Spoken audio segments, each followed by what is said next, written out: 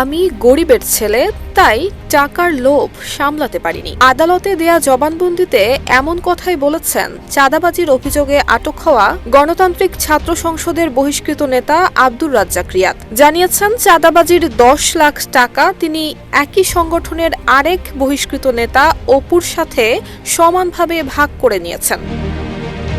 ঘটনার দিন কিভাবে তারা গুলশানের এমপি শাম্মী আহমেদের বাসায় যান, কারা কারা সঙ্গে ছিলেন, কিভাবে পুলিশি অভিযানের নামে বাসায় ঢুকে চাঁদাবাজি করা হয়, সবই বিস্তারিতভাবে আদালতকে জানিয়েছেন রিয়াদ। তিনি বলেছেন, প্রথমে শাম্মী আহমেদকে ধরার উদ্দেশ্যে বৈষম্য বিরোধী ছাত্র আন্দোলনের কয়েকজন নেতা এবং পুলিশ একসঙ্গে অভিযান চালাতে চান, কিন্তু তাকে বাসায় না পেয়ে ফিরে আসেন। পরে অপু তাকে জানায় শাম্মীর এয়ারপোর্ট বাসা থেকে নিয়ে এসেছে। কালার এক্সপার্ট, জর্জ স্যাপ এবং মাইল্ড অন হ্যান্ডস টেকনোলজি সমৃদ্ধ অরিক্স ক্রিস্টাল ওয়াশ, আপনার লন্ড্রি এক্সপার্ট।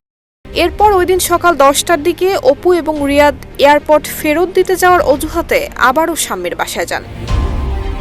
এ সময় অপু পানি খাওয়ার কথা বলে বাসায় ঢুকে শাম্মীর স্বামীকে বলেন তারা শাম্মীকে গ্রেফতার করতে এসেছেন এবং পুলিশের কাছে হস্তান্তর করবেন। এতে শাম্মী আহমেদের স্বামী ভীত হয়ে গেলে তার কাছে 50 লাখ টাকা দাবি করেন তারা, কিন্তু হাতে এত টাকা না থাকায় শেষে 10 লাখ টাকা দিয়ে বিদায় করা হয় তাদের। জবানবন্দিতে রিয়াদ আরও বলেন, চাঁদার প্রথম দফার 10 লাখ টাকা নেয়ার পর দ্বিতীয় দফায় 26 জুলাই বিকেলে বাকি 40 লাখ টাকা আদায় করতে গেলে পুলিশ আগে থেকেই ওত পেতে বসে থাকে এবং টাকা সহ হাতে নাতে গ্রেফতার করে তাদের।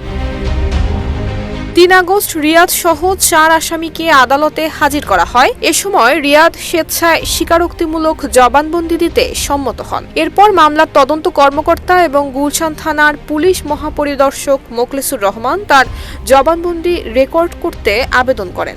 জবানবন্দি শেষে তাকে কারাগারে পাঠানো হয়। নুসরাত জাহান মেহেক, ঢাকা পোস্ট।